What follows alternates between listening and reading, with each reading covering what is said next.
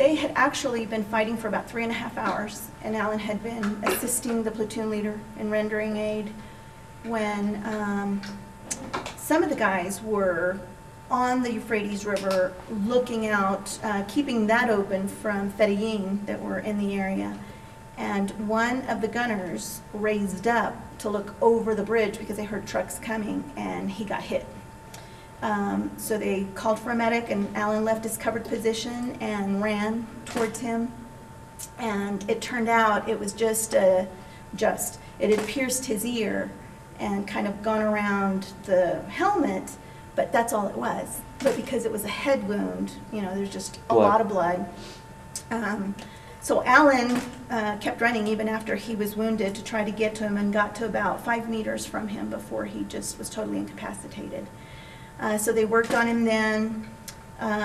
He lay on the hood of a gun truck for 3.5 hours, and before finally being evacuated. We have since met the captain that was in charge of that trucking convoy that literally they circled the wagons around him and then slowly pulled away from the front area.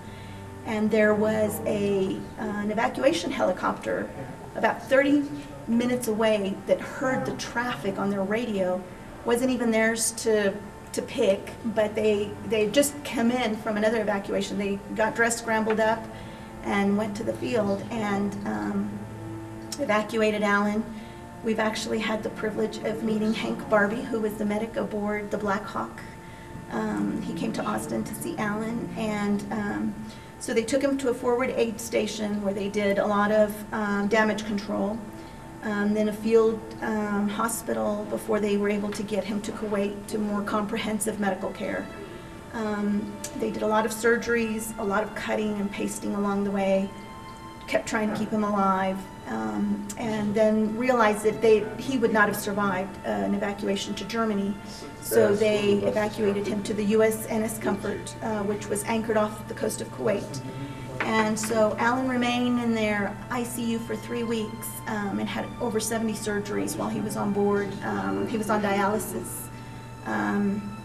Just really, really touch and go every day. And after we were notified, which was the morning of March 31st, it was a week before we found out where Alan was. So we lost total contact with him or anybody from his unit.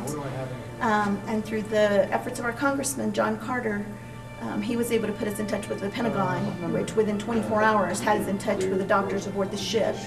And then we stayed in touch with him every single day directly until he came off the ship. And actually found out there was a young lady whose boyfriend lived in Austin that was a nurse aboard the ship. And we were able to track her down and stayed in touch with her. So we'd email letters from home that she would read to Alan and hold his hand and talk to him and pray with him for us. So she was our hands and eyes and ears aboard the ship until he was able to be evacuated to Landstuhl and then to Germany. And he was in Germany for 2 days. In Walter Reed for 7 months total, but after the first 6 weeks that he was there, he contracted meningitis and suffered a stroke. So the recovery from the gunshot wound really became secondary to recovery from the stroke, and that has been the challenge that Alan, continues to overcome every day with his hard work and determination and great attitude. I came from not being able to talk or really anything. I was kind of like a fruit. And then slowly but surely I was able to do the things you see me doing now. No matter what happens to you or your family, you can never give up. Never give up.